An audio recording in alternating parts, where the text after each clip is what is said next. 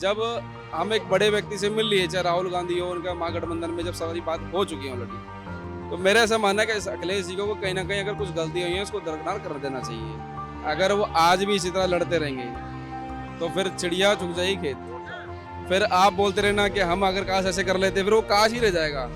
अगर पहले की सरकारों में 3G था और 2G था तो बोलता था कि मैं 2G हूँ और मैं 2G ही चल रहा हूँ, लेकिन आज तो 4G लॉन्च है, 5G भी लॉन्च है, लेकिन बेचारा खुद को नहीं पता लेने वाले को 5G के पैसे ले रहे हैं। रिचार्ज भी 5G और 4G का हो रहा है, लेकिन स्पीड मिलती है उसको 2G की 3G की आज भी वर्तमान भारत में। पढ़े लिखों को रोजगार, युवा को रोजगार चाहिए, बीटेक MBC करने वाले को, MBBA करने वाले को रोजगार चाहिए, लेकिन आज युवाओं के पास में विकल्प नहीं है कि सरकार से मांग करो, क्योंकि बिना रोवे तो माँ भी दूध नहीं पिलाती, कहावत है। तो आज अगर आप रोगे तो यही हमारे माँ बाप आज आकर सरकार में बैठे हैं, इनको बताओ हम तुम्हारे बच्चे हैं। नमस्कार, आप देख रहे हैं सौगंध टीवी और मैं हूं आपके साथ राधिका शर्मा। इस वक्त जो है विधानसभा के चुनाव चल रहे हैं मध्य प्रदेश में, जहां कांग्रेस ने समाजवादी पार्टी को एक भी सीट पे चुनाव लड़ने की इजाजत नहीं दी। वहीं पे अखिलेश यादव का कहना है कि अगर मुझे पता होता कि राज्य स्तर पे जो गठबंधन है वो नहीं चलेगा तो मैं अपने जितने भी नेता हैं उनको दिग्विजय सिंह के पास नहीं भेजता, और ये गठबंधन तो मैं बिल्कुल भी नहीं करता। तो आइए बातचीत कर लेते हैं, क्या कुछ कहना है, क्या कहेंगे। देखो, मैं आपके चैनल के माध्यम से बताना चाहता हूँ, समय के अनुसार आप यहाँ की मुद्दे, बेसिक मुद्दे उठाते रहते हैं, सरकार के बारे में भी, सरकार की पॉलिसी के बारे में। माननीय अखिलेश यादव जी ने जो बोला कि कुछ लोग मैंने अपने भेजे थे, तो बताना चाहता हूँ मैं, अखिलेश जी भी सीनियर हैं और दिग्विजय सिंह भी सीनियर हैं और कमलनाथ जी भी सीनियर हैं। उनको आपस में उनका तालमेल, मुझे लगता है ऐसा कि तालमेल उनका नहीं, किसी कारणवश नहीं बना होगा या उनके कार्यकर्ता को नहीं बना होगा। जब हम एक बड़े व्यक्ति से मिल लिए, चाहे राहुल गांधी हो, उनका महागठबंधन में जब सारी बात हो चुकी है ऑलरेडी, तो मेरा ऐसा मानना है कि अखिलेश जी को कहीं ना कहीं अगर कुछ गलती हुई है उसको दरकिनार कर देना चाहिए।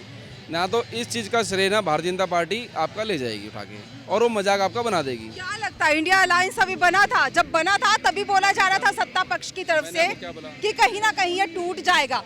अब वही क्या लगता है, उनकी कहावा सच हो रहा है क्या, एकता नहीं? मैंने आपको बताया, अगर वो आज भी इसी तरह लड़ते रहेंगे तो फिर चिड़िया चुग जाएगी खेत। फिर आप बोलते रहना कि हम अगर काश ऐसे कर लेते, फिर वो काश ही रह जाएगा। आज आपको एकजुट होने की आवश्यकता है, क्योंकि इस देश को बेहतर पहले कांग्रेस ने नहीं चलाया है। सुई से लेके जहाज तक हमने बनाया नहीं, और किसके ज़माने में मिला, एक कंप्यूटर की टेक्नोलॉजी किसके ज़माने में मिली। और आप तो देख लीजिए 5G लॉन्च हो चुका है और 3G और 4G टाइम से नहीं चल रहा है हमारा।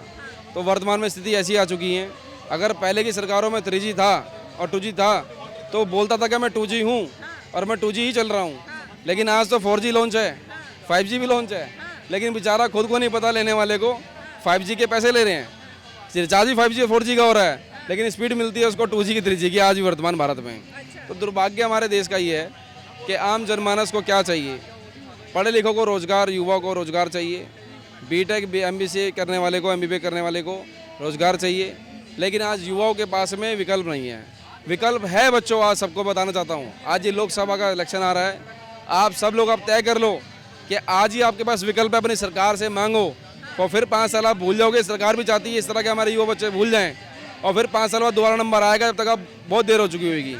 आज सभी आपके चैनल के माध्यम से बताना चाहता हूँ, सभी युवाओं को, पढ़े लिखे युवाओं को, कि सरकार से मांग करो, क्योंकि बिना रोवे तो माँ भी दूध नहीं पिलाती, कहावत है। तो आज अगर आप रोगे तो यही हमारे माँ बाप आज आकर सरकार में बैठे हैं, इनको बताओ हम तुम्हारे बच्चे हैं और हमें न्याय चाहिए, हमें जॉब चाहिए। हमारे माँ बापों ने 20-50 लाख रुपये डिग्री में फूका है, वो किस लिए फूका है? कोई माँ ने बेचारे बर्तन धो के अपनी मेहनत से अपने बच्चे पाले हैं, किसी किसान ने अपने हल जोतने के बाद बच्चे पाले, इतने बड़े करें, किसी के पिताजी ने बाहर मेहनत फॉरन में करके अपने बच्चे को बड़ा करा है। तो बताना चाहता हूँ मैं, आज ये सरकार बेसिक चीज़ों पे कई बात नहीं करती है, और इसमें गलती जितनी आम जनता की है उतनी सरकार की भी है, क्योंकि दोषी बाबा साहब भीमराव अम्बेडकर ने एक बात बोली थी कि अपराधी जो होता है, जो जुल्म सहता है, वही सबसे बड़ा अपराधी होता है। सहने वाला ही अपराधी होता है, मारने वाला कभी नहीं होता। तो अगर आप सहते रहोगे और फिर आप बोलोगे पापा जी मेरे से गलती हो गई है, तो कोई फायदा नहीं होगा आपको। अच्छा देखिए, इंडिया अलायंस में पहले भी, जैसे मैंने बोला, पहले ही बोला जा रहा था कहीं ना कहीं दरार आ जाएगी। केजरीवाल ने खुद को अलग कर लिया, समाजवादी पार्टी जो है वो भी खुद को अलग कर रही है। तो इसके बाद क्या लगेगा कि जो गठबंधन हुआ था कहीं ना कहीं टूट रहा है और टूटता हुआ नजर आ रहा है, क्या ये 2024 तक चलेगा? गठबंधन का पहले, हर गठबंधन का, ये कोई कांग्रेस पार्टी और दूसरी पार्टी स्पेशल नहीं है। भारतीय जनता पार्टी गठबंधन पता आपको कितनी पार्टियों से है? 38 पार्टियों से ऑन रिकॉर्ड। कितनी पार्टियों से? लेकिन बात किसकी होती है? मोदी।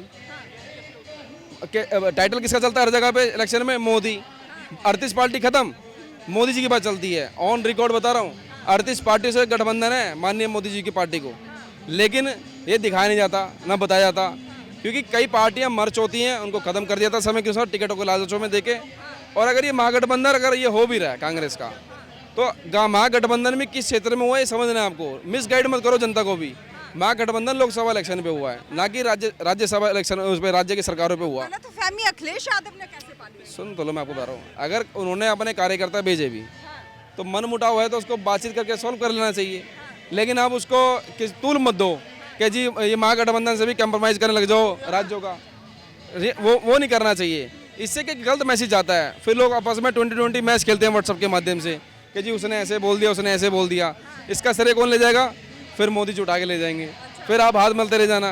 तो इस तरह की गलतियाँ ना करे कोई भी पार्टियाँ। आज बढ़ते हुए देश के अंदर बहुत बड़ा मामला है महंगाई का, रसोई का। जो हमारी माता बहनें, सुबह अगर आदमी बेचारा निकलता है, रात को घर पे आता है तो उसको रोटी चाहिए होती है टाइम से। और वो रोटी कौन बनाती है? यही हमारी महिला बनाती है, बेचारी माँ। और माँ जब बनाती है तो महिला को रक्षण की भी बात आम जनता कर रही है। उसको रिजर्वेशन क्यों नहीं मिलना चाहिए? जो माँ अपने बच्चे को जन्म देती है और पढ़ लिख के डॉक्टर, IPS, PCS बनाती है, तो सरकार उनको भी वंचित रखना चाहती है। भीमराव अम्बेडकर जी ने महिलाओं का जितना सम्मान करा भारत में किसी ने नहीं करा होगा। अगर मैं बोलूँ तो भगवान ने भी नहीं करा होगा जितना महिला को अधिकार बाबा साहब भीमराव अम्बेडकर ने दिया है। नहीं तो आपको पता है, उनके इतिहास के बारे में पढ़ लो, उनके कानून के बारे में पढ़ लो। जितनी आज़ादी उन्होंने दी है, फ्रीडम दी है, उन्हें किसी नेता ने आज भी नहीं दिया होगा। लेकिन उनकी बात नहीं होती। इतिहास को हमेशा दबाया गया है। संत बाबा गाडगे जी जिन्होंने स्वच्छता अभियान सबसे पहले चलाई थी, उनका नाम है आज तक नहीं है, इतिहास में ही नहीं है नाम। इतिहास किसका है? महात्मा गांधी जी का है समय के अनुसार, और आज मोदी जी का हो रहा है। तो इतिहास को हमेशा मिटाया जा रहा है, जो नहीं मिटने देगा। अगर जब तक हम जैसा युवा जिंदा है, भगत सिंह का इतिहास कोई नहीं भूल सकता और कोई नहीं भूलेगा। इस देश के अंदर बलिदान भगत सिंह का भी याद रहेगा बच्चे बच्चे को। लेकिन उसके बड़े स्तर पे लोग उसके बारे में दिखाते नहीं हैं, सिलेबस को पढ़ाते नहीं हैं जो पढ़ाना चाहिए। मैं बोलता हूँ पटेल जी ने भी अच्छा काम करा था, लेकिन भगत सिंह ने भी अच्छा काम करा था। सिचुएशन के आधार पे काम होते हैं। जैसे आप ही बोल रहे हो ना, मोदी जी फैसला लेने में संकोच नहीं करते, तो ऐसे समय के अनुसार भगत सिंह ने भी कोई गलत काम नहीं करा था। हम लोग किसी को भी मान सकते हैं। सभी देश के प्रति सबकी क्रांति रही है। तो आज जब सबसे बड़ी जो बेसिक मुद्दा है वो महंगाई का, मैडम बता दूं, और महंगाई के ऊपर आज इलेक्शन होने जा रहा है, ना कि किसी हिंदू मुस्लिम पर होने जा रहा है। और जो हिंदू मुस्लिम पर इलेक्शन करेगा तो भाई सबसे बड़ा मूर्ख आदमी है वो। मैं तो साफ बता रहा हूँ। सब आदमी समझदार हैं, सब स्मार्ट है, स्मार्ट कपड़े पहनते हैं, अच्छा फ़ोन रखते हैं, सबकी बुद्धि खुली हुई अच्छी तरह कि हिंदू क्या है, मुसलमान क्या है। आप अपना हाथ काट लो, चाहे मुसलमान काट लो, खून तुम्हारा लाल ही निकलेगा। और पीला निकल लेता तो बोल भी देना उसको मुसलमान। ठीक है नहीं जी। मैं आपको बताना चाहता हूँ कि आपके मीडिया के माध्यम से सबसे बड़ी महंगाई, बेरोजगारी बहुत बड़े स्तर पर मुद्दा है। और जो बेरोजगारी महंगाई है ना, ये गरीब आदमी बढ़ रही है, जो बेचारा सरकार में बैठा के सरकार चुनता है। 58% की वोटिंग होती है हर बार, जिसमें 38% वोट इस गरीब नागरिक का होता है। समझ रहे हो? बड़ा आदमी तो वोट देने में नहीं जाता, पता हो तो आपको। अगर एक बूथ के अंदर में 1500 वोट है ना, तो कम से कम 1300-1350 वोट गरीब नागरिक डाल के आता है। और वो 300-350, 320 वोट ना बड़े आदमी के होते हैं। पता करना, 20 वोट दलते होंगे, 300 वोट दलते नहीं होंगे इस बूथ के अंदर में। वो बड़े आदमी के होते हैं, क्योंकि उनको पता है, उनको नशा है कि सरकार हम ही तय करते हैं। इसलिए आपको बता रहा हूँ, बिल्कुल अडानी अंबानी तय करते हैं, फिक्स की डील है, इसमें क्या करते हैं। जनता का कोई रोल नहीं है। 3 डीलें होती हैं अडानी अंबानी की बैठ के, बिरला की। और ये अगर डील जो यहाँ पे समझौता हो गया कि जी आज राहुल गांधी को तय करना है, तो बिल्कुल तय है। चिल्लाते रहे कोई मोदी जी वाले भी, कुछ नहीं होना। ये तो डील के ऊपर तय होता है सब चीज़ें अंदर तय करने। जी बात चल रही थी समाजवादी पार्टी के जो नेता हैं अखिलेश यादव, उनके बारे में कि जिस तरह से इंडिया अलायंस में कहीं ना कहीं दरारें देखने को मिल रही हैं। जिस तरह से उन्होंने बोला है, अगर मुझे पता होता कि विधानसभा के चुनाव में हमारा एक भी जो पक्ष है वो खड़ा नहीं हो सकता, एक भी सदस्य हमारा इलेक्शन नहीं लड़ सकता, तो मैं इस गठबंधन के साथ आता ही नहीं। लेकिन बातें कहीं और जाती हैं और सीधी जाके मोदी पे अटैक करती हैं। आपकी क्या राय? अपनी राय हमारे साथ जरूर साझा करें। इन सब खबरों के लिए जुड़े रहिए हमारे साथ, देखते रहिए सौगंध टीवी। कैमरामैन किशन के साथ राधिका शर्मा। आप देख रहे हैं सौगंध टीवी, सौगंध वतन की।